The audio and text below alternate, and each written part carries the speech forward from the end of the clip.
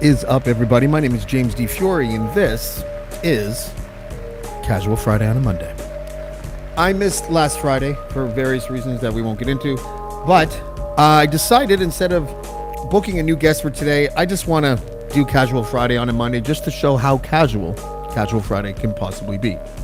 And so I want to just cut to the chase with our guest today. We actually have two guests today, but we are going to welcome to the show at this moment in time. His name is Mr. Spenny. Spenny, how are you, buddy? I'm well, and I want to know why you missed last Friday. It was a I mean, bad. you said you didn't want to talk about it, which is exactly what we want to talk Um, I guess since maybe the second time since I had that stint in the hospital, I had a bad mental health day. Let's put it that way. I'm trying to navigate anxiety without using medication and ADHD without using medication, Yes, and it pulls you in these two different directions often. You yes. know, and Well, plus I can never find my keys. yeah, Yeah, ADD. I've never. I mean, I've done recreationally the what's it called? They say Trump snorts, Adderall. Adderall. Yeah, Yeah, and then Ativan is the other end of the spectrum. I guess I don't know. I don't even know what Ativan is, to be honest. It's lorazepam. Oh, like a relaxer. I guess so. Anti-anxiety pills, supposedly. Oh, okay. I've never actually done or been prescribed or whatever you want to call it, anti-anxiety medication, and Yes. it might be time to.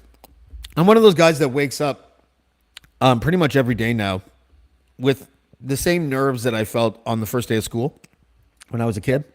Do you know what I Okay. mean? And I'm like, why is this happening? And there's no earthly reason, or there's millions of reasons that I'm not even thinking of. But and then Can usually I as the can I can I yeah, give go you ahead. my take on a general take, whether it applies to you, but maybe someone who's going to watch this? Okay. Uh, I think what people do is the problem with anxiety. It's a dysmorphia of time because you start to worry about things and then it grows. It's like a snowball. When in reality, you've bundled all those problems into one thought or anxiety session when these things play out over days, months, years sometimes. And Yeah. I find that calms me down, especially at night, right? When you're laying there and the TV's off and, you start to think and you think about things and you get anxiety, you get worried. And then I just remind myself, hey, you know, it's not, I don't have to deal with all this right now. Someone explained it to me once like this, and it totally made sense to me that anxiety is when you worry about what hasn't happened, and depression is when you ruminate about what already has happened. That's interesting. Yeah, that's very interesting. And I never looked at it like that before. But anyways, I it's just something I'm probably gonna have to deal with. I don't really enjoy the idea of going on another medication because of what happened to me last time, and I know they're totally different, anti-anxiety versus ADHD stuff. But But you were taking a lot of you weren't taking them as prescribed, if memory serves, right? I was abusing the Yeah. Adderall. Yeah, but my prescription, I've been told, was way too high. Anyways, it was like Oh, the okay. highest you could ever give anybody. Oh, It's wow. like 60 milligrams a day of Oh, time wow. release. Okay. Eight or Adderall. But anyways, so let's go down to more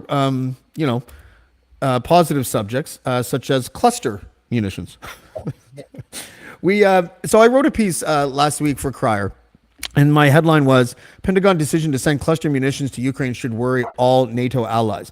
I was actually surprised that I got kind of the pushback that I did, and you were one of them. But like there was no conflict or nothing like that. But I was because I recall reading things like this. This is a tweet, and we don't have to care if you don't like the person who tweeted it. That's one thing; doesn't matter. It's Eric Weinstein, but he said a year ago I was induced to believe via the media, CNN, Vice, BBC, that Russia's willingness to use cluster bombs was intrinsically wrong and indicative of their savagery.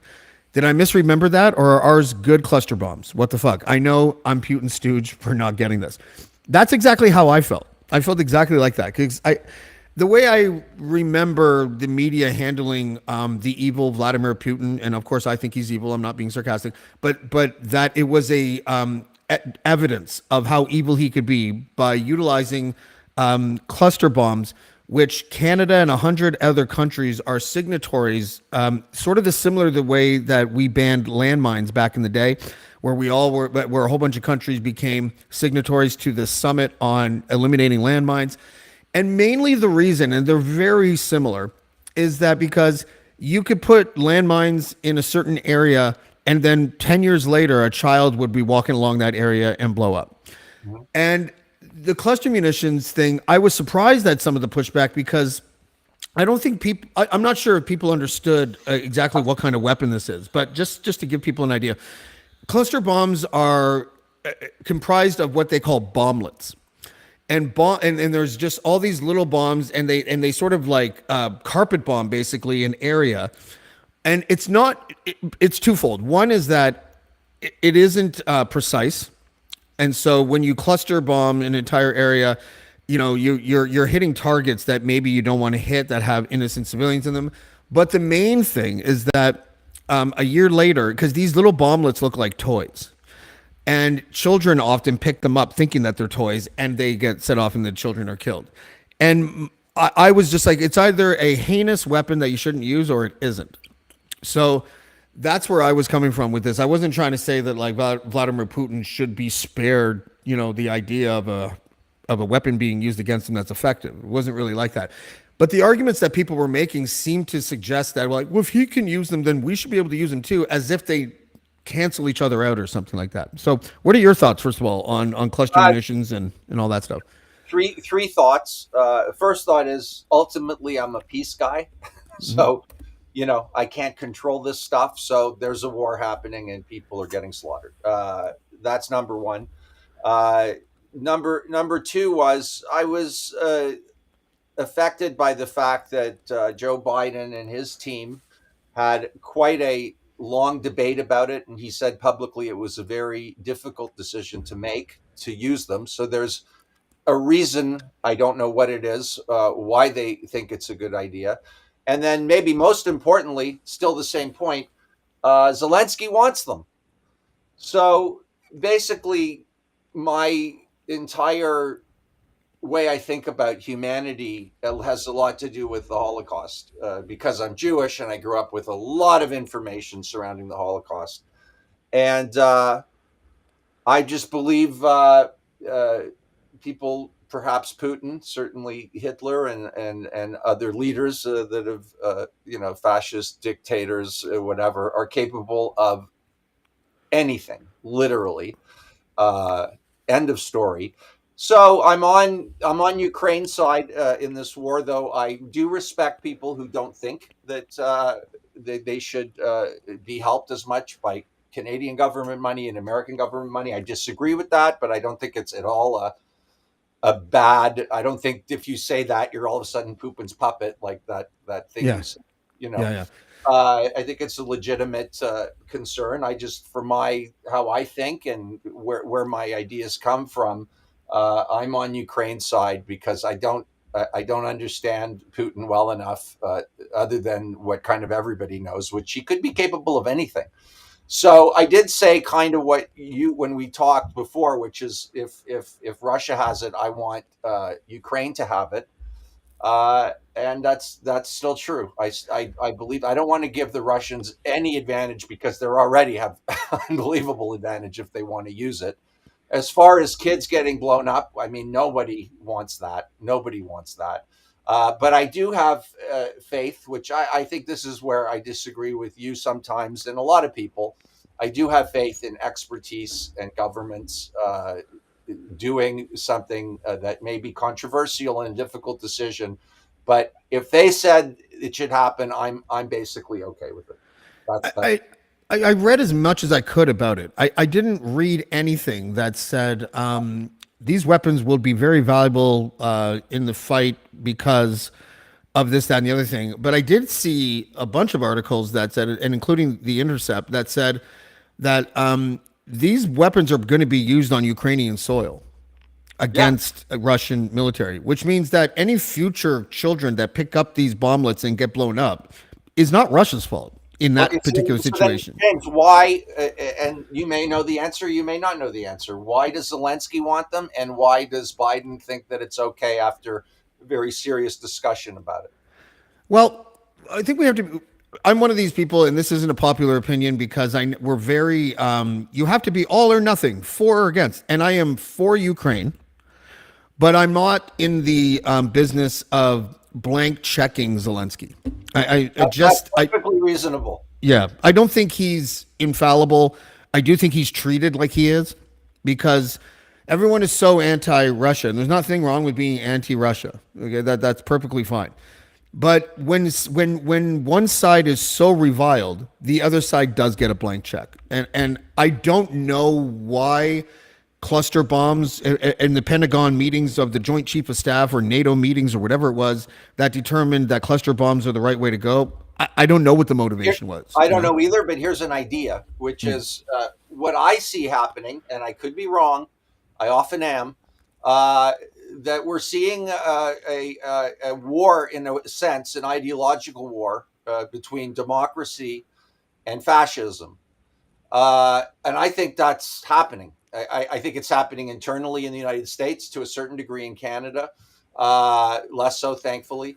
And I'm for democracy, totally. And I'm not saying you're not, by the way, or anybody who doesn't support Ukraine doesn't mean they're anti-democracy. I'm not saying that. But I am saying that in the big picture, I think it's a bigger deal than a lot of people give it credit for.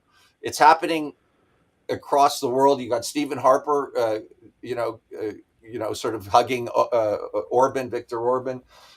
Met someone Hungarian on the weekend who loves Orban. Tried to explain it to me, but I do see that that's what's happening, and I think that that's happening because the right, which is more involved with religion, I think, and is more involved with sort of fascist things and forcing people, and really at the end of the day, letting the rich get richer and the privileged get more privileged, and kind of fucking everybody else.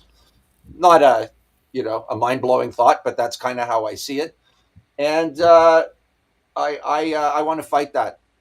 I want to fight it on Twitter. I want to fight it in the elections, and this war, to me, I've lost. I'm going to talk about this later if we get into the topics we talked about. But I've lost all credibility. A lot of people have lost credibility for the entire political spectrum. I've lost credibility for the right more than anything else. I think they have no credibility anymore. I don't trust what they say. They're not all of them, of course, but certainly MAGA and all that. They're just liars. They lie like a fucking rug. And I don't like them, and I'm more angry about them than I've ever been. And getting back to cluster bombs, I want to do everything we can to fight authoritarianism, because I think it could win, and it's dangerous as fuck to me. Yeah, no, I mean, I hear what you're saying. I think it's interesting because and again, I'm preambling this only because people are really simplistic nowadays. They're a mile wide and inch deep. I'm not equalizing these two sides. Whatever side you're on, don't write me emails saying that it's a false equivalency. I'm just saying that it seems like if you're a progressive or if you're a conservative, that the loudest voice on the progressive side are like the woke crew. And I'm not talking about people who just believe in equality. I'm talking about people who will lecture you at the drop of a hat just because they feel like you said a keyword they don't like free speech. Well, let's get into that at some point, but we're not there. And then the right, with the MAGA crowd or whatever, I do find that, like even the cluster munitions argument seems like a biblical argument, an eye for an eye. If they're going to do it, one of your viewers, I just had to interrupt. One of your viewers has written in the whatever you call this thing. Biden himself said, I don't know if he's right or wrong, or she, it's he, Floyd probably, said it's because they're running out of munitions to send them. Maybe. I've never heard this argument before. We're running out of munitions. Let's send the weapon that everyone hates because it kills kids. Like I didn't know that cluster munitions was the go-to weapon when you're running out of munitions. I didn't know that. It might be. It seems like a pretty what I find interesting is that you said they're using it in Ukraine. So you either think... Well, that's why I think it's so misguided, because you're going to be, because Zelensky's decision might end up in dead Ukrainian kids in the next year. You don't think he knew that or understands that risk? I'm sure he does, but that's what makes it all the more bizarre. No, it doesn't, because I think he's scared. he's got a nuclear power with I don't know how many more soldiers and money behind them than he has. So look, I nobody. I know it's hard to say, and I thought because I knew you wanted to talk about this, I'm going to sound like a hawkish kind of but obviously I don't want little children's killed, and I'm pretty sure Zelensky doesn't, and I'm fairly certain Joe Biden doesn't. So this is an instance where it's just an ugly situation, and the United States have ponied up, and so has Canada, and I despise Russia. I hate to say it. Not Russians, Russia. To Without Justin Trudeau's credit, he did say that after the announcement that he still doesn't agree with the usage of cluster and munitions. that's So, fine. And yeah, that's fine. But I go back to my first or second argument, which is that if Biden and Zelensky, with lots of debate and understanding of what the weapon does, want it, there's a reason for that.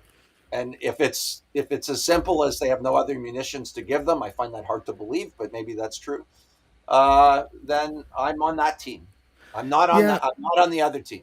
I I go won't. back and we'll pivot after this, but I go back to the whole Zelensky is not an infallible person.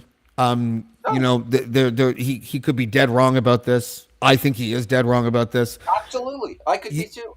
But what's funny in the time of war, especially when there is a decided bad guy, is that the other side can never do anything wrong. There's no mainstream media article that exists that takes Zelensky to task for any decision he's made over the last year and a half. Well, maybe Zelensky, but they certainly have taken Ukraine to task with this bullshit that they're Nazis and that they're stealing all this money.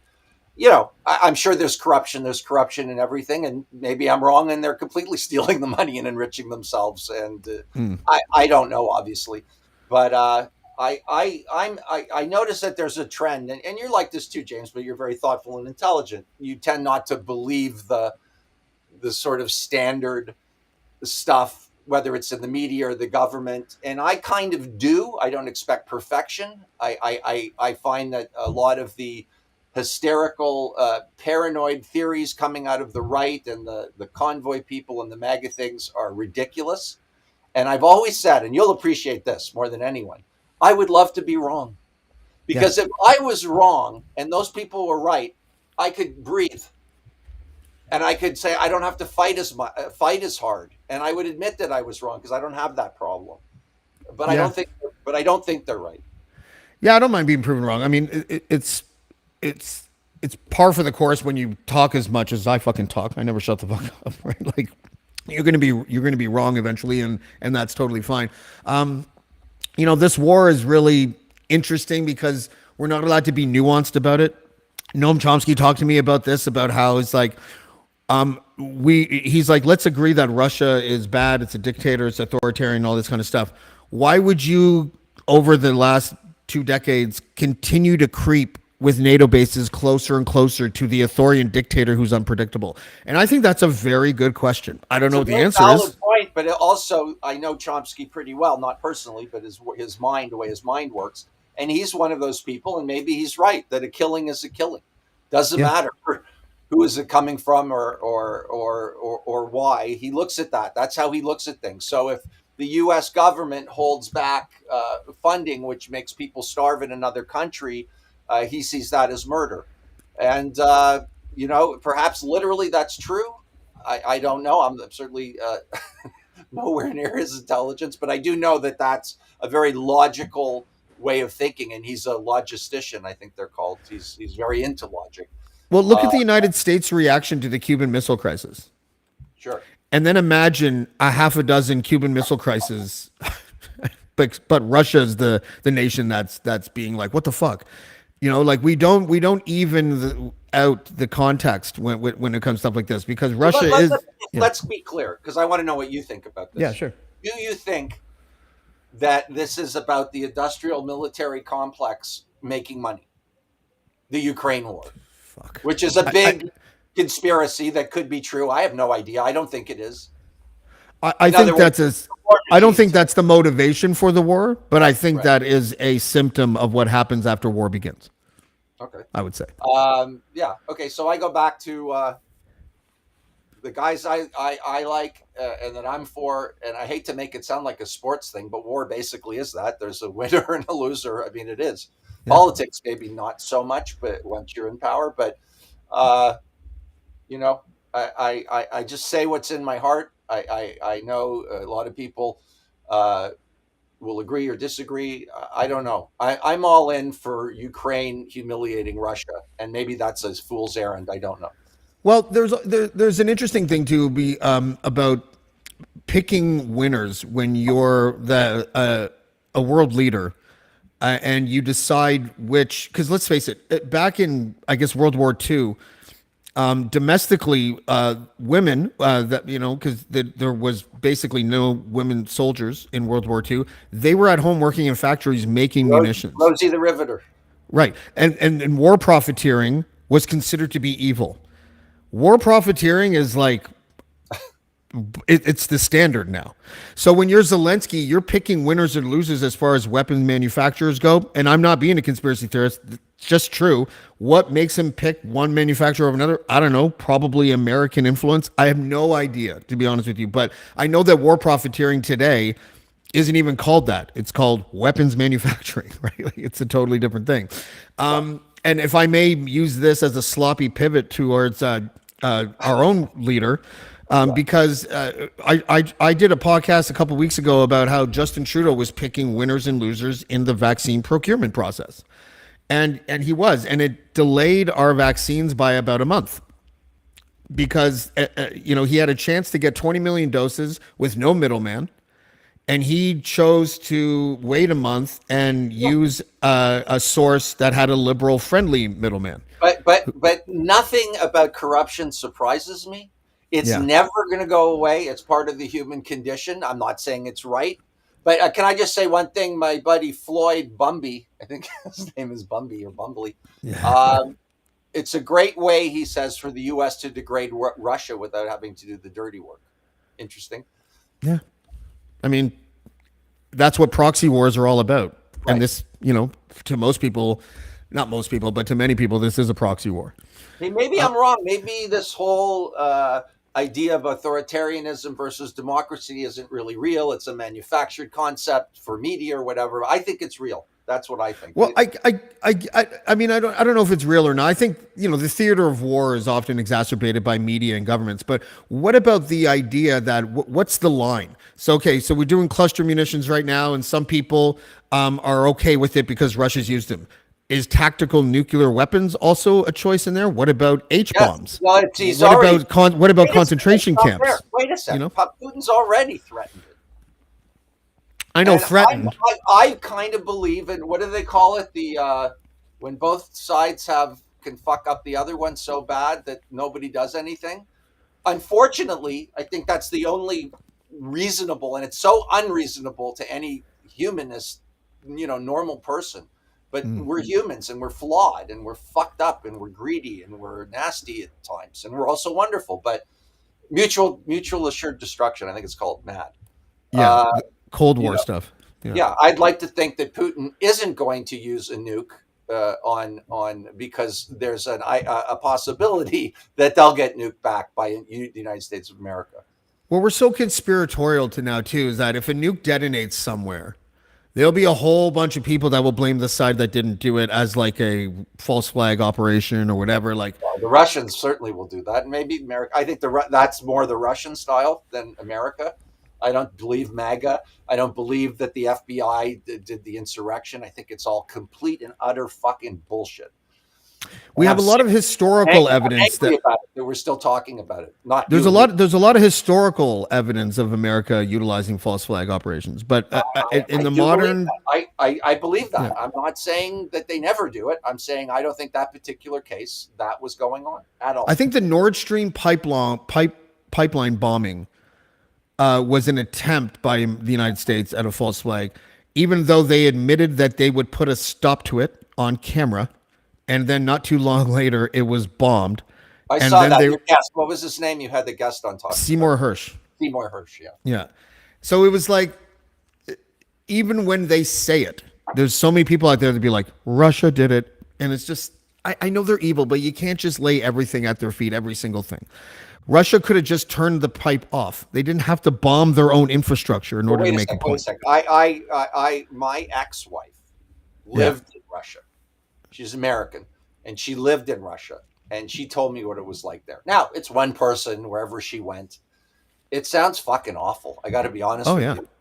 you. I thank God every day that I'm living in Canada. Every fucking day. I don't believe in God, but I thank him. I don't know why. But uh, anyways, I'm I'm you're thankful of right. living in. Right. I'm Right. thankful. Yeah. Go ahead. No, you're right. And I tried to say it's not Russians that I'm mad at, although I've met a few of them in fucking Cuba that I wasn't too crazy about. But anyways, uh, look, the government. I'm just talking about the government. I'm talking Yeah. about a government that controls the media 100%, unquestionably, undeniably. That's ground zero for me. That's fucking fascism right there. And as flawed as the media is in Canada and the United States, it's a hell of a lot better than that. And that's the side I'm on. It is better. It's getting worse, but it is better 100% because, yeah. I don't But expect speaking of perfection, James, in what's anything that? except Yeah. my music. I don't like the Canadian Media Fund. I don't like that. And one of the reasons is whenever I look at legislation like that, I always immediately imagine what it would be like if the other party was in power. So Pierre Poilievre is prime minister one day, and he's got the Canadian Media Fund. Who do you think's getting money? These same liberal progressive groups that are Of getting it course right not. now? Of course Of not. course not. So then all these liberals and progressives, as soon as he becomes prime minister, if he ever does, and he changes the landscape to fund rebel news and post media to a larger extent and all this, are going to be like, I can't believe this. Like, it's like, dude, what did you think was going to happen when Of you course. introduced $600 million That's to why the. elections are so consequential. And Yeah, it's amazing to me that I still encounter people who say they're both shit. I'm not going to vote. The whole yeah, system's like, it's just, yeah, it's maybe it's all shit, but there are differences. There are yeah. real fucking differences. Anyways, I look, Uh, you know, speaking yeah. of differences, this is a file photo I have of Pierre Poilievre from not too long ago. Can I tell you something that'll blow your mind? A guy Okay. named Rob Cohen, Yeah. a friend of a guy that I know who worked on Single White Spenny. He wrote one of the scripts. He is Millhouse. They Oh, got really? the face from him. He's got the glasses. Look up Rob Cohen and put his picture on the on your show. I will. Rob Cohen, writer. And then Pierre Poilievre got a makeover and now looks like this. He also, and I don't have these pictures, he also was wearing shades, and people think he was wearing a shirt that like artificially enhanced his pecs or some shit like that. And all I kept on thinking the entire time is two things. One, the left or liberals, whatever you want to call them, they seem so hypocritical pointing at a man's appearance considering that they had to deal with that shit for years with their leader and his hair and his beard and his rolled up sleeves and his like ripped jeans at gay pride and all that kind of stuff, but they felt really cool and giddy about pointing to a guy who literally just took off his glasses. Yeah, You know what I I mean? I Yeah, go ahead. totally agree with you Yeah. on that. But here's my point, a little bit different, which is that it's so petty for any side to be picking on the looks. uh, I mean, imagine Diefenbaker in the I mean, what people would. But anyways, listen to me. I'm just saying that there's so many consequential things: abortion, housing, the economy. And that is classic social media. It's the dumbing down of something that's very important. To whatever degree you think it's important, you can't say it's not important. Government and that kind of stuff. And this is the level that we've sunk to. Some people, not everybody. That's why I like Charles Adler and you and Dean. You guys, you have fun with it, but you don't. That you're not. You're talking about important issues that matter to people, yeah. but making fun of his looks or whatever. It's just. What do It's you think so. of? What did you think of the pictures of Poilievre and Danielle Smith with that guy wearing that T-shirt that basically said something about straight pride? Thank a straight couple for Well, existing or I can whatever. only. I'm gonna divest, if that's the right word, to what Adler said because I listened to the podcast he did with Dean. I think it was with Dean. Anyways, and it was that they know exactly who comes up to take pictures. They've got a team. They've got a private area. I know from my stupid meet and greets on Kenny versus Spenny, the first thing I do is look at the T-shirts the guy's wearing. It's Really? usually a rock band or something. It's just a natural thing. So what Charles said was that it's a dog whistle to the base of and I believe it's true. I believe Yeah. they and then they lie about it later. I think they're douchebags. I have lost all credibility with these fucking right-wing people. All credibility. It's easy to believe, impossible to prove. That's the way I look at it. I don't really, I'm agnostic. I look at it and I'm like, my mind is like this. I could easily imagine a situation where they're like, there's a lineup of people and they're like this and and they're like this and like maybe they look, I have no fucking idea. I don't know how you prove it. But I don't know about Smith, but I can't say his name, Polyev. He's posed with the convoy people and claimed he didn't know them. Like, he's full of shit. Let's be honest. I'm not even saying he'd be a bad prime minister, though. God forbid that happens. I'm just saying, like, it's quite believable based on how he plays the politics game that they're dog whistling to their base. Let's be honest. Believable. It's believable. They're taking the worst of the United States right-wing bullshit, and they're using it here. Yeah. Whether it's Rebel News or fucking Polyev or half of these right-wing people I see online, they're copying them. Like, it's so obvious to me because I'm a political junkie. But anyways, back to the makeover. Linda M says, but his team is who has changed his looks, thinking it would influence voters. Therefore, it's fair game as far as I'm concerned. Again, I don't recall any liberal supporters making that same point when they were making fun of his hair or his new beard during the pandemic. I don't remember any or liberal being like, it's totally understandable that the conservatives are making fun of Justin Trudeau's beard. Like, no one said that. I just think it doesn't say anything. It's just like being in kindergarten and laughing at the kid who pooped his pants. Like, it's just fine if you're okay with it and you think it's legit. I really don't care. I just think there's other important issues, obviously, that are more important. But what scares me is maybe that actually matters.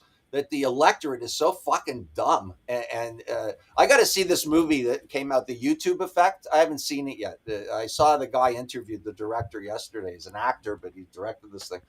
I don't think we understand really how damaging social media and computers and what we're doing has been for intelligent conversations and understanding civics and ethics.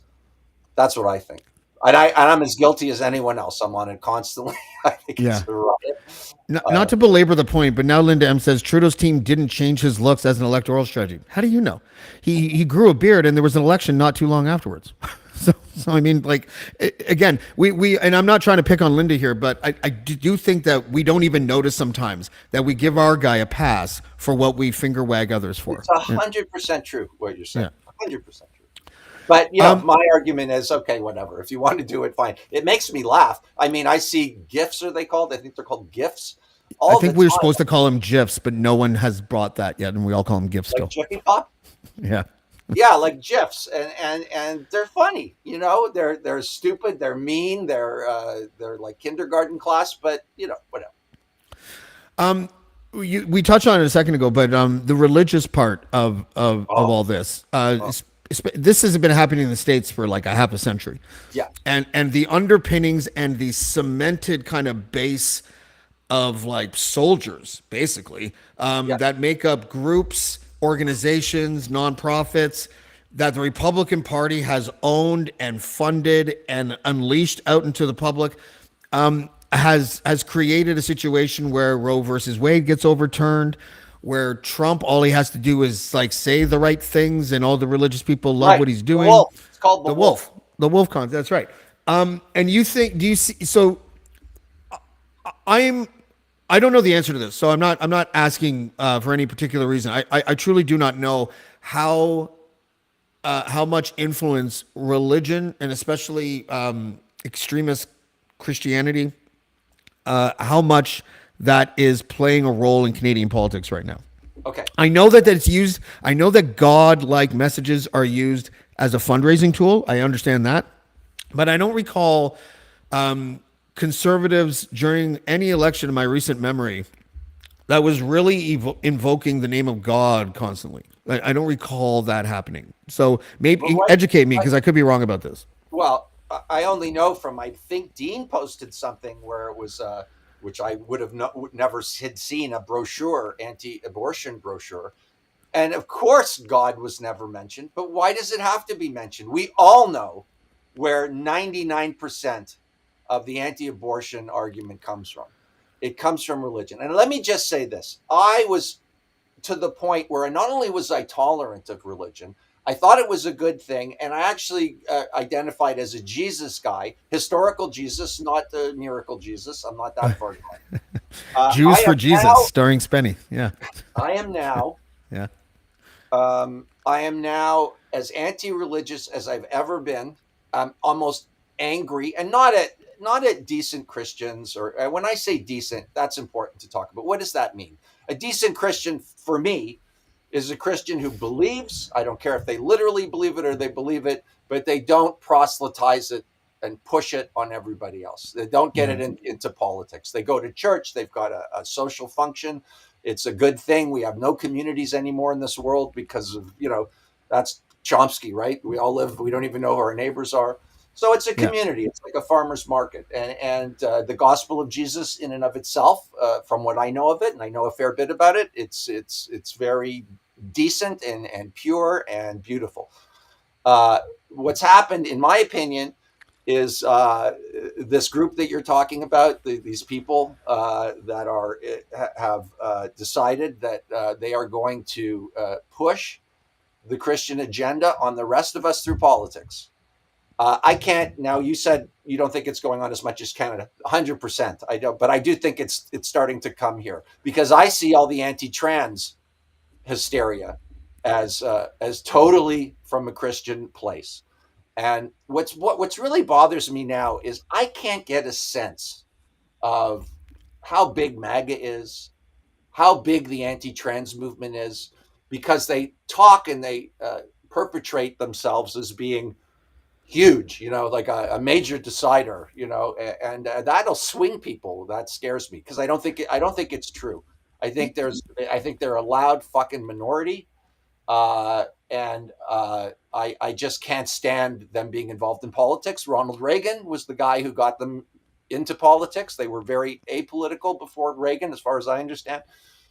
And I just saw this. Here I'll talk about Muslims. I don't care. I'm not anti-Muslim, but these Muslims now are getting involved with the school thing and what you can teach and not teach in school. And it's religion that they want taught in schools. Let's not kid ourselves. That's what they want. They're never going to get it, but that's what they want. And it bugs the living shit out of me because I'm so against it. Because at the end of the day, I just think religion is it's like a movie. It's not based in any kind of reality. It's a cult that's been around for years and it served its purpose. And I'm ready to evolve and move on for it, taking the best parts of religion, the love, the peace, the understanding, but get it the fuck out of politics. But here's the Yeah. interesting question. I want to ask you a question, Jim, Yeah. which is, the right is talking about this trans issue as if the schools are grooming children. They're showing them porn, like a Rocco Siffredi film somehow is at a toddler's library in Mississauga. I have trouble believing that what these people are saying is even close to the reality of what's going on in schools. What do you think? I don't know. There's so much disinformation out there. There was something going around about a month ago. It was apparently from a Toronto school board or something like that, and it was talking about like sexual acts, and it was apparently intended for like a grade 6 audience or something. And some of the shit was really disgusting and like porn that I would probably feel like I went blind if I saw it or whatever. I never And they was were able to showing it find to out if kids it at was true. schools, and What's that? they were showing it to kids at schools. Well, that's the thing. I couldn't find out if they were or not. It was Well, really can we both agree if they were, it's wrong and it shouldn't happen? yes, Okay, yeah. but it most likely is this gaslighting that they do. Right. And I think that the gaslighting is just a measure of control and manipulation for the religious people to get what they want. So Well, they gaslight it, there's make it much worse than what it is. I think any reasonable parent would not want pornography or any kind of major sex. What they were talking about is diversity.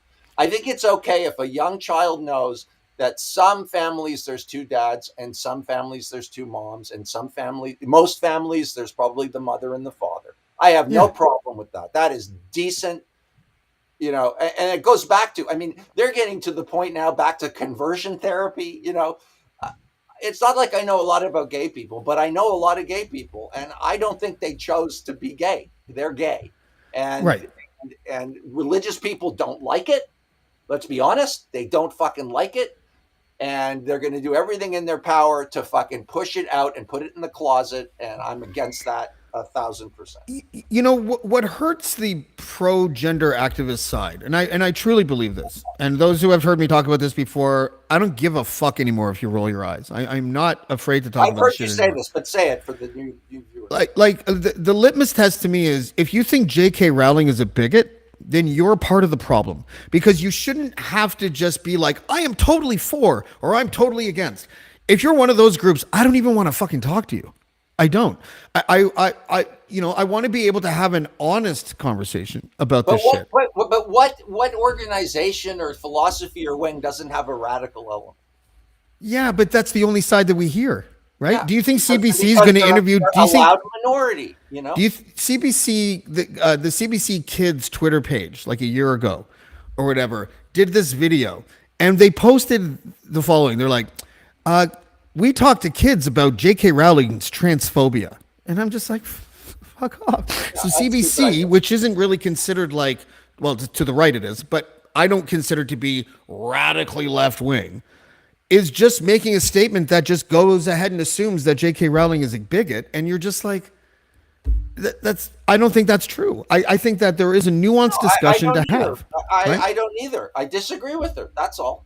Yeah. That's all. Well, And, and the and by the way, I don't, and I've said this publicly. I don't think that trans women should be playing with biological women in sports. well, then you're a bigot. Okay, I don't care. I don't care. I know I'm there. I know ultimately, unless they're an athlete, maybe that I'm ultimately their friend. But and I can give you my reasons why, and I don't really care what people think, and I don't think you do either. Which is I why. don't care what people think, but I do care what my next guest thinks. So we're going to be joined now by the eager beaver, co-host himself, Douglas Connors. How you doing, Douglas? Oh, I'm doing well. I see this is going to be a light, casual Friday. I Not so don't think I casual. signed up for this. I just literally got back from my nephew's birthday. I'm not really in the mood for something controversial, to be totally Oh, honest. But uh, go how are ahead. things? Well, can we do I'm in Tiny a Talent really time? happy mood. I just spent like a beautiful weekend with my 14-year-old nephew and my 10-year-old niece, and it's all been love. Sounds So I horrible to really me. assumed we were doing casual Friday on Monday. So I do not know what I walked into. This is my casual, but I hate to tell you. Okay. Well, wait, hold on a second. Just know I everybody hear knows. I hear what you're saying, but you're among friends here. We're not going to like get mad at each other or anything like that. We're going to just Keep talking. normal discussion. I'll talk about anything.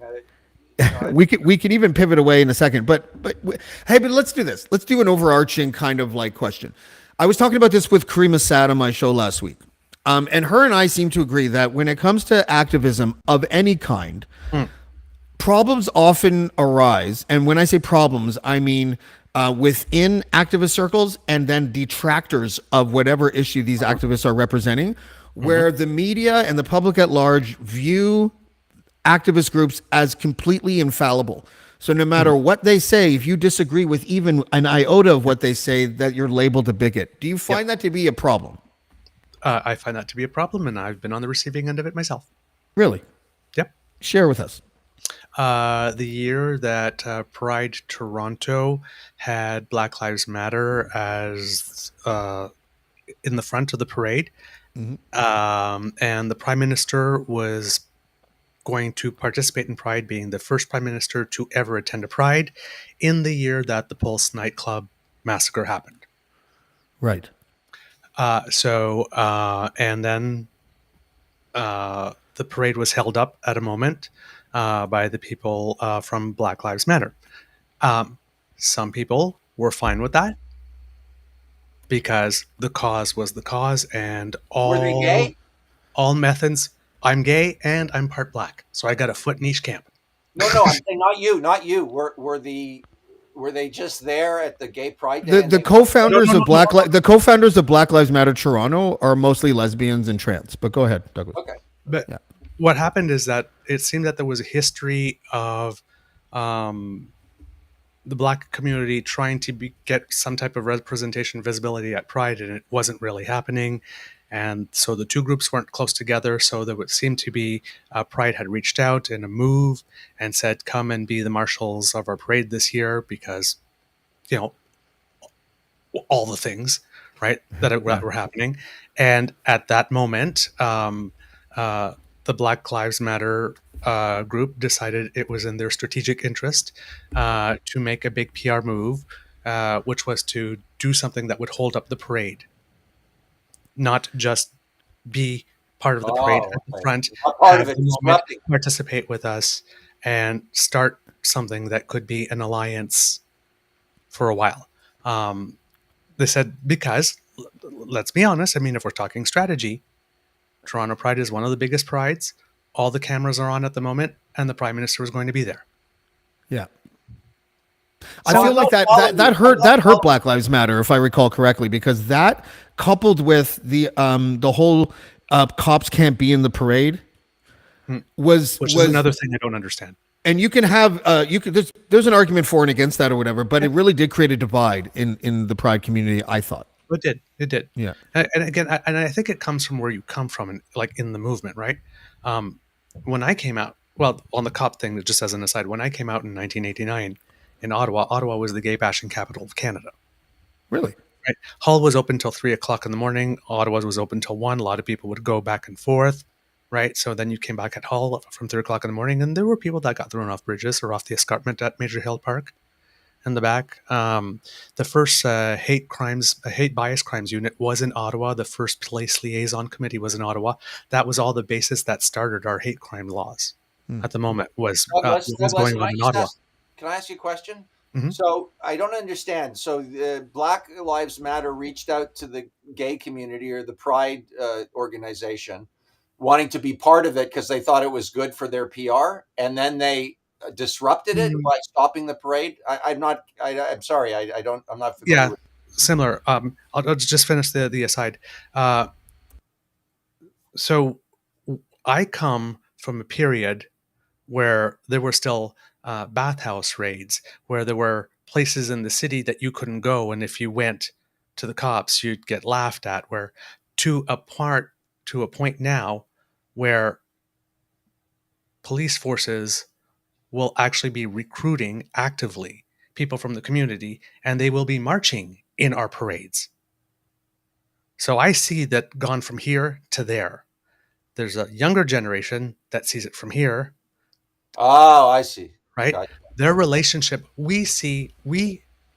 I saw the growth to where we are now. Is it perfect? No. Was the equity distributed evenly among all the subgroups within the LGBT community?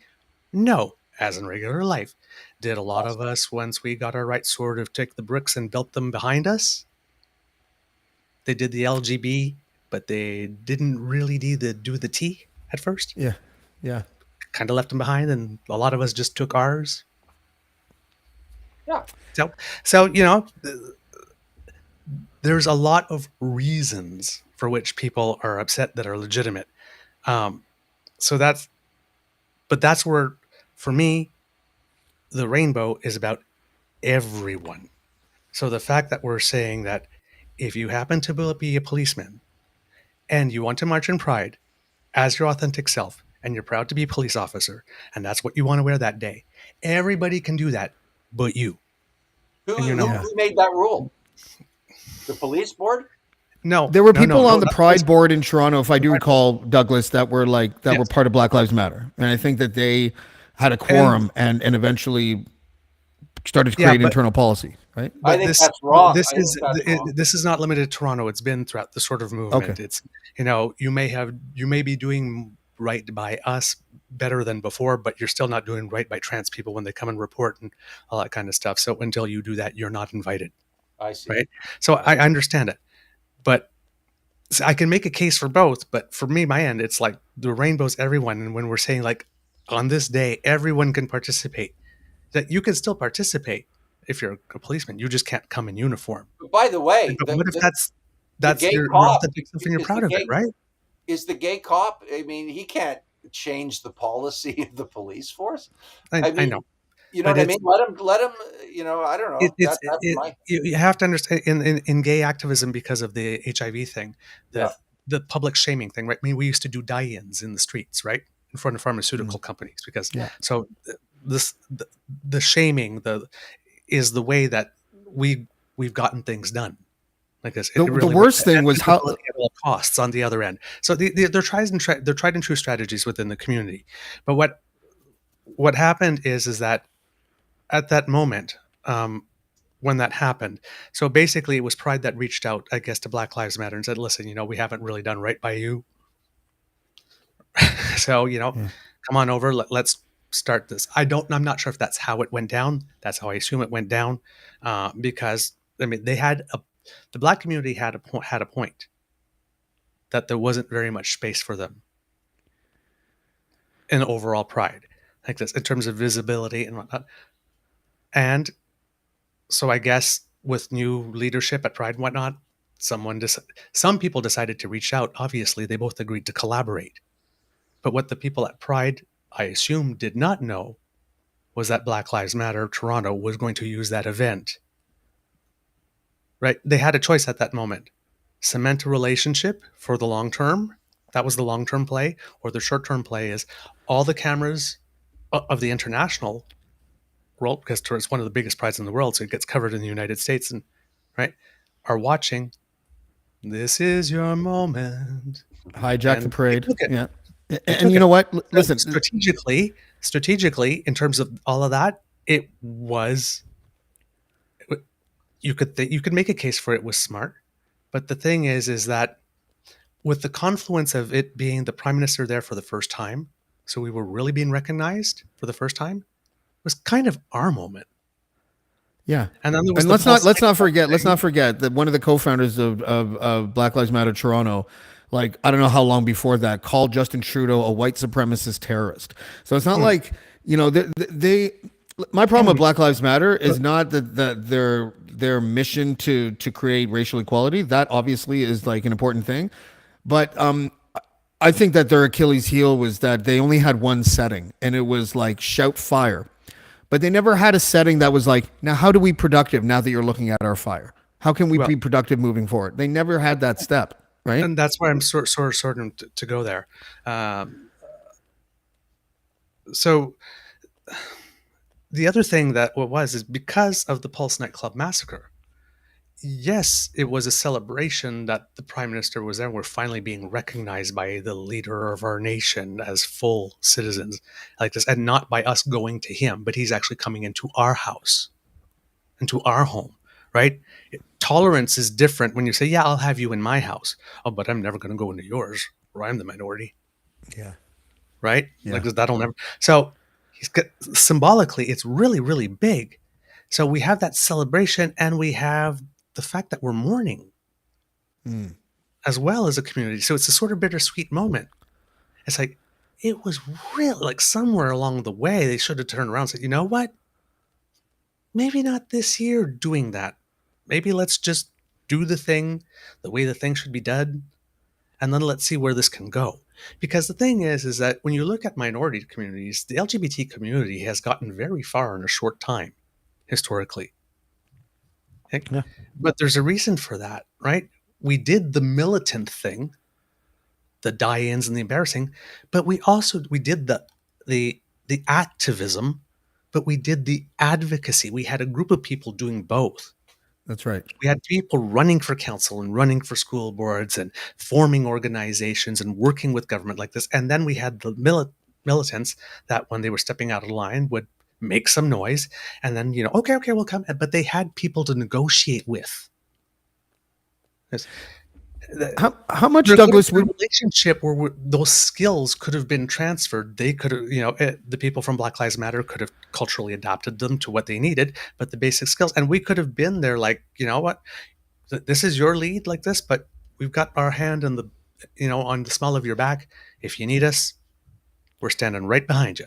Douglas, how much do you think a timid That media, opportunity was wasted. how much do you think a timid or inefficient media is to blame for some of these things? And I'll expand on that. If you remember the professor, I think it was Mississauga, who wore those prosthetic boobs. And you saw the media like really like, I don't want to say anything because I don't want our organization to be considered anti whatever. And you saw the school board being like, you should protect his rights to wear. And then you found out months later that no one even bothered to cover that the only time that person wore those prosthetic boobs was at school. It's just like, I felt like, you know what I mean? Like, but it was a perfect litmus test on what the media covers and doesn't cover, strictly out of fear of being labeled something. But here's the thing, right? The story isn't, do we fear this? Do we not fear this? It's, why are you doing this? What? From whose point of view? Yeah. The person who's wearing the prosthetics. Yeah, why? I don't remember anyone asking him that question except for Brian Lilly. I thought that immediately. I thought it was inappropriate. The person shouldn't lose their job, that they should be told, you know what? But we're polarized. You can only have one of two positions, pro or anti. You can't be in the, and the media is like that too. People do things matter.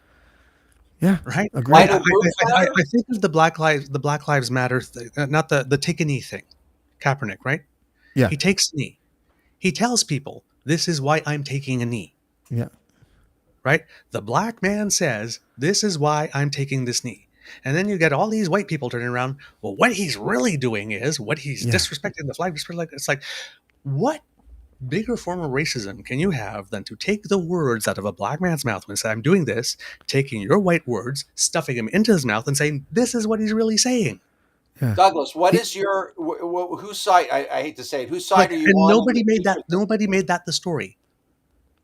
That was never the story. Why are they doing that? What side are you on? Do you think it was? Why did they take his black words out of his mouth, put their white words in his mouth, and made his protest be about what they said it was and not what he said it was, and then ran with that? And how was that allowed to happen for months and years? Why does this guy not have a job? Because for some people, you cannot change the importance or the context or the level of respect you must show to the national anthem. For some people, it doesn't even matter what he says. National anthem's on. Respect our military. I don't care what you say. That's they're militant about that shit. Of not only, you know what? I disagree with your reason. I don't think it's good enough. No, it's like he's not really protesting police brutality against black people. He hates our military. Yeah. Come on, man. Can we get back That is to completely unnecessary? Back to the teacher, please, with the fake boobies? So it's the same thing here. It's like, if you don't, maybe there was a beef with the school. I don't know about the story. I just looked at it and I said, this is ridiculous. I didn't tune into that one. I guess maybe she had a beef with her employer somehow. Or he had, I don't even know how they identified, or they, I don't know. We didn't see one interview with that teacher though. But there was a beef. Yeah, that's true. What was going on? Was this a protest of some kind? No, apparently you said it was every day. It was. But was it a protest of some kind? Were they protest until something happened? Did something happen to that person and wasn't getting action and said, this is the way I'm going to bring attention to it? I'm not saying it's appropriate. I'm not saying it's appropriate. Yeah. It's just very simple. It doesn't go into a gay issue or a political issue. But look at what's appropriate attire for a teacher at school. It's certainly the question is, if the cause is noble enough, are all methods, no matter how inappropriate, good? And that was the problem with the Black Lives Matter thing. When I said, you know what, maybe there was a better way to do that, then I got accused by certain people of being this type of person and whatnot. And I'm sitting there like this, well, you're siding with the oppressors. So it's like, you do understand that I am part black as well. Yeah. right? It's not just gay. It's not just black. I got a side like this. This didn't help the gay side of the cause for us because we had our moment taken from us. And it certainly to me, didn't help that's a the black black and side white. of us. We looked like we walked into someone's home after they invited us in, and that we peed all over the floors and wiped ourselves with the drapes. It wasn't a good look for anyone.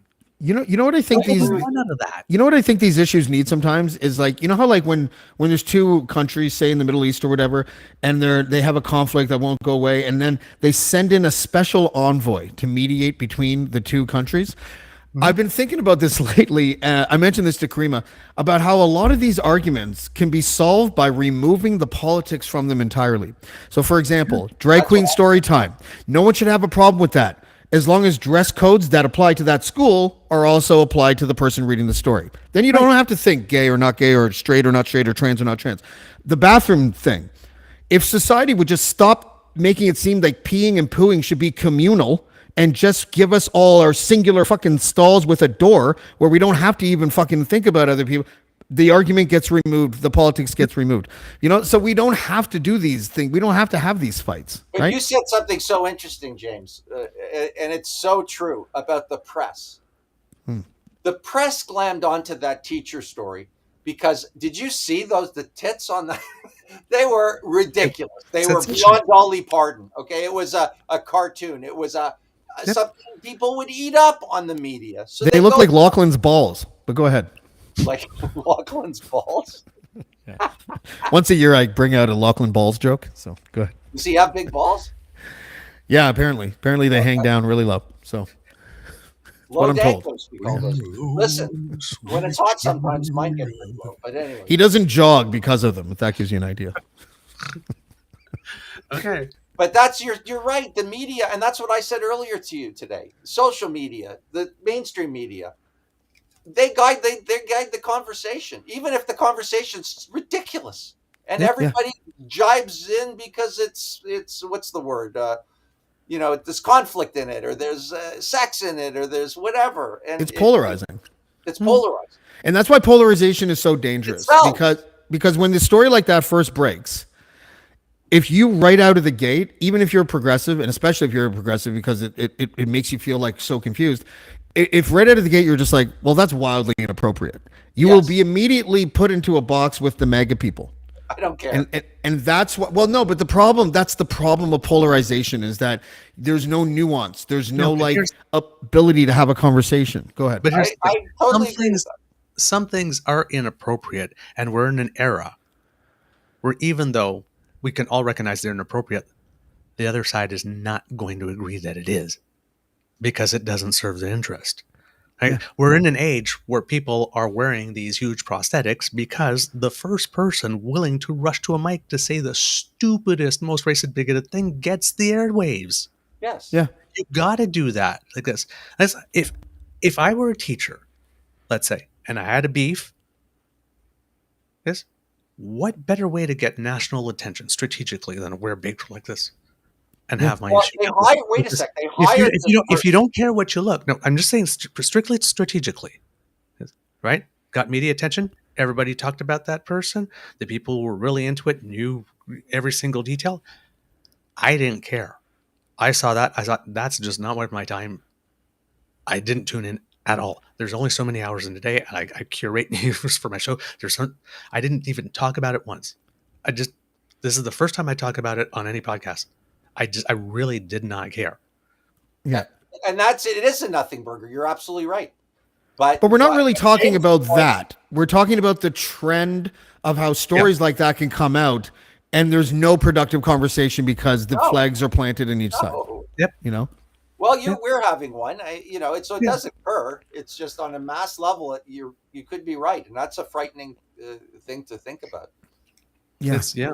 It's just all no one's dealing with the really important issues, and except for the politicians, and some of them have zero integrity or tell the truth. So I don't know, but I'm of two things. Like I posted the Brady Bunch variety show where they're dancing, So I like. What did you put as the caption? What's wrong with America? What? Your caption was funny. It was like everything wrong with America or something like that. What No, was it? I can't No. remember that. I know what I said, but I don't think it was that. Yeah. Anyways, my point is that I like the stupid shit as well, but there has to be a line of like, okay, this is ridiculous. Yeah. This is just ridiculous. I'm about to enter this an interesting conundrum with my son, who's going into grade 4. I don't even know what grade it comes in, where they, but I've seen the curriculum at my son's school, where I think they identify like 7 dozen genders, and I'm just like, I don't believe that it exists. And I don't know what to do about it. I don't, because I'm not all like, I know that my children, when they're home, I can just tell them, listen, like there are people, everyone's unique. There are men, women, trans men. That all is fine. But the other things are so theoretical. I don't know. I had an interesting conversation with Morgane Ogre, who's a trans activist from Vancouver. And I said, we were talking back and forth. It was a fine conversation, and the subject got on to like the dozens and dozens and dozens of genders. And I'm like, is there an app that we can have where when a new gender is discovered, we get an alert and also who discovered it? And Can people I are ask- like, that's so transphobic. And it's just like, What are Can you I gonna ask you a ask? question? Like, okay, do you really believe that there are dozens and dozens and dozens and whatnot, or is there's like No, he doesn't. But I don't I even know. don't. I believe that there are 4. no? But what I'm saying that like that they're actually teaching that there are dozens and dozens. Like, is that just for effect here? Or? Dude, New York State literally legislated something like Google, someone Google it. They legislated that you can be charged with discrimination if you don't recognize. I think at the time it was like 38 genders. I don't believe it. Please, like, trust me on this. Like, the pendulum went so far to the left at one point, and no one fucking noticed. Why do you think we're having weird discussions right now where people are like, "Well, I don't see why a sex offender can't claim to be female and put in a woman's prison"? Why do you think that's even a discussion now? Wait a minute. Wait a minute. Yeah. Okay. I'm seeing here. 50 years. Okay, I'm seeing what. Like okay, companies could get fined like $100,000 for like discriminating against people, people that have, I don't, dude. Could someone Okay. give me an example of I don't know, gender number 12? I don't know. I don't even know what you're talking about. I can't ever read it because my eyes are rolling, so it makes it I have blurry. it right in front of me. Okay, Okay, yeah. go ahead. Okay, but here's the thing: you're not from the culture. I get it. These are all terms that I've heard. These are. But all aren't we terms. legislate? Should we be legislating these though? No, but- like, By the way, all my fans think I'm from your culture, but they're wrong. But anyway, like how could we discriminate against a gender that we don't even know exists? Seriously. no. but how it's does that play out in the real world? Is it a real thing? No. Is there lawsuits happening? I think it's No, all, but I mean, it's just okay. The word here is genders. They're not 31 genders. They're 31 gender identities. okay. So that includes like drag queens and drag kings and stuff like, and that's for the city, not for schools and whatnot. So Right. when you think about it, you think how varied. There are people who are trans who are pre-op. There are post-op. There are people who are intersex. There are people that are that identify as two-spirit. There are people who identify as gender fluid. So I mean, Gender fluid one bothers me. Just want to say out loud, but go ahead. What does gender fluid mean? I have no idea. I don't want to say it because if I say it, it will sound really hateful. Okay, so Think of the guy there from One Direction. What's his guy? The singer, Harry Styles. okay. Gender fluid. What does that mean? Sometimes he's posing for something in a dress, and the other times he's out kicking a soccer ball. Well, what's his sexual orientation? I have no clue. Okay. But doesn't it also like? But isn't It's the gender claim? expression at that point, right? Okay. So that's what I mean. Yeah. In that Is sense, it a there's thing? a lot. Is this a real thing? But this is, sounds like it's- it's mixing gender identities and actual genders and stuff. Trust me, it gets messy. I don't even get it all. Yeah. A couple of years ago, there were all these new flags that popped up, and I had to go look them up because I didn't know where they all came from and what they meant. Yeah, I mean, but we don't have to. it's for us old ones here. A lot of this is new for us too. Yeah. But it isn't in morning announcements. They have to say boys and girls and trees No. no, of course not. So One what? time I got into it. One time I got into a very weird situation where I was talking with someone. This is years ago, like 5, 6 years ago or something, and the subject of two-spirited came up. And I was like, they're like, do you believe in two-spiritedness? And I'm like, I literally can't. And they're like, why? And I'm like, I'm an atheist. What does it mean? Two-spiritedness, from my best of my understanding, is within if you're indigenous, if you are gay or trans, you are seen as having a bit of both spirits, the male and the female spirit in you. So you are two-spirited. And in many cultures, they were viewed they were held in high regard as people, I guess, of wisdom or within community. But And my position was, listen, I think it's great. You believe But whatever like I you get- want. But from I the was culture, pressed. right? I was pressed. And I was like, I can't So say what? that I believe in it because I don't believe in God. So what? if I don't believe in So then God they and call you a spirit, bigot. Who cares? well, Yeah. it's not that I But care. it's I'm just giving an example. It's not about me personally. It's just giving an example of how the You could say- discussion is too many landmines, and You people could are call- afraid to have discussions, right? Like, If See, you I'm look at not. it, you I could go call it through the dual energy. landmines, and then if they don't listen to my explanation, I tell them to fuck off. There go you ahead, Douglas. But I said, you could, like, in other terms, you could call it, like, in other circles, they might call it dual energy, Yeah, maybe.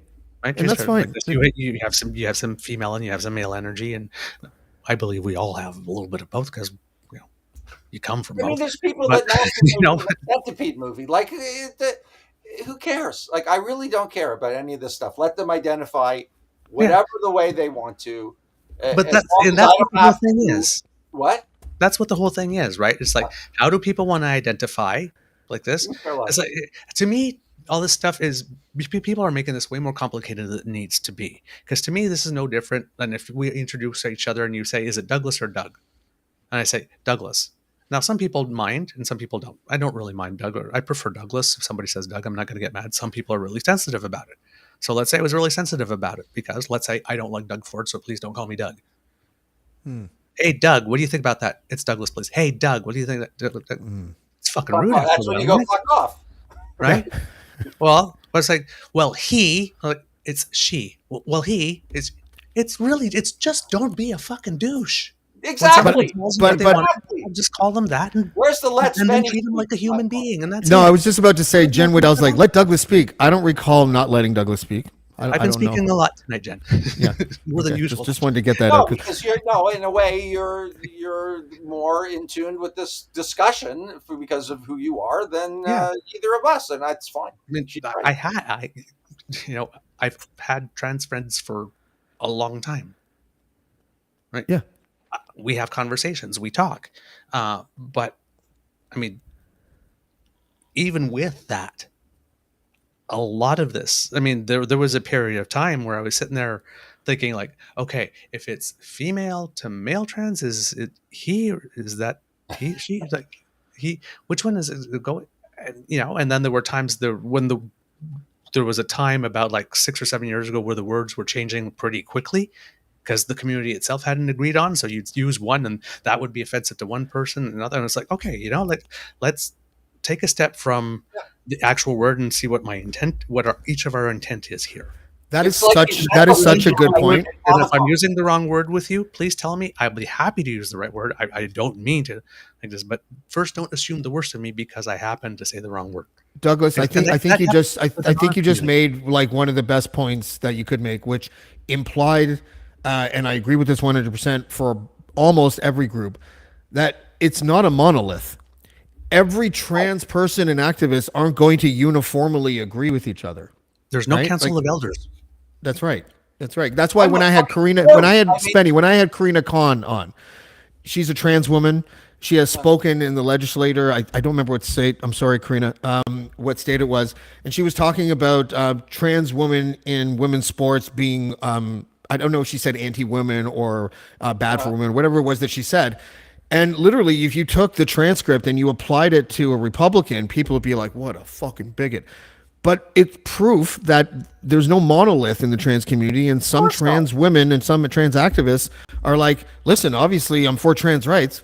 I just don't think trans women should be in men's sports. And it's just like, okay, we can have In that a smaller conversation. sense, I used to have this woman that I called women chicks. because I liked Frank Sinatra. And she said, you can't call women chicks. And I said, why not? And she said, because it's demeaning. I go, I don't mean it to be demeaning. And we had a huge fight about it, and I never talked to her again because she's a fucking douchebag. Like, and I'm honest enough, if I really meant something horrible, I'd call her a slut or a whore or a skank or a cunt, whatever. Like, it's just, I know the type that drives you crazy, James, and they drive me crazy too, to be honest with you. Yeah, I mean, I don't say chicks anymore. What'd you say? That's just me. I don't have that issue. Yeah. What issue? Women don't drive me crazy. Oh, okay. No, it could have been anybody. Why? I love women. Women love me. We're good. That's true. You are beloved by most women I know. But then that gets into freedom of speech, and that's such a complicated matter. And what I just said, chick versus woman or whatever, is just such a infinitesimal nothingness. You know what I heard when I was in the States not too long ago, and we'll end on this actually, or in the next couple of minutes or whatever, because I thought it was hilarious. I was with a couple people, and there was a woman in our group, and we were talking about men that open doors for women, and how some women find that offensive, as if they're not able to open the door for them. Other women find it to be polite. Right. This woman said this. She's like, I don't like having the door open for me in like a restaurant, so I go in first, because what if on the other side of that door is something that I need protection from? I'm like, yeah. Fuck. Well, how about just say, how about just say, hey, no offense, I like to open my own doors. You know what I'd say? Fine. Okay. Yeah. Can you hold it open for me is what I'd say. A good maneuver, if you want to split the difference, go through the door, and before you walk all the way through, hold it open for whoever's behind you. Then you're like a moderate. My final thought, and then we'll let Douglas talk, or James, is that I don't hate anybody except assholes and jerks. Bingo. And brave. And they come in. Shut up.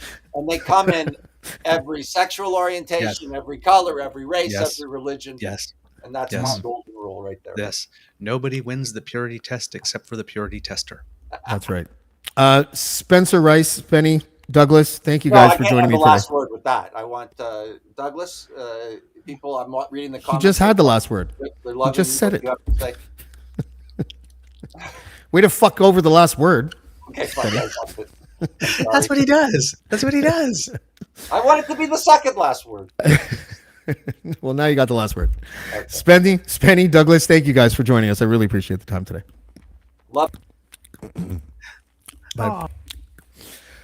That was fun. Maybe I'll just keep doing that. It's Casual Friday on Mondays. And by the way, everyone looks at the word casual for Casual Friday as some literal thing where we have to only talk about lighthearted shit. That's not really what it is.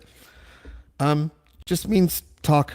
That's all it means. When I have Karima on, we have like interview topics that I want to cover. It's kind of more, not rigid, but like organized. Casual Friday stuff, it's really just like, let's shoot the shit, see where it goes. And I was happy with this today. So I'm glad. I hope you guys enjoyed it. We're working out the schedule right now, but sometime this week, I'm going to have, she's kind of a Canadian icon, I think. She was a music VJ. Then she started the Yummy Mummy Club, and she's been doing a bunch of cool shit ever since then. Erica M will be on the show sometime this week. I just have to figure out exactly what time. For those under 30, look her up. For those over 30, that's the one. And we'll see you next time on Blackballed. Blackballed. Blackballed. Blackballed. Blackballed. Blackballed.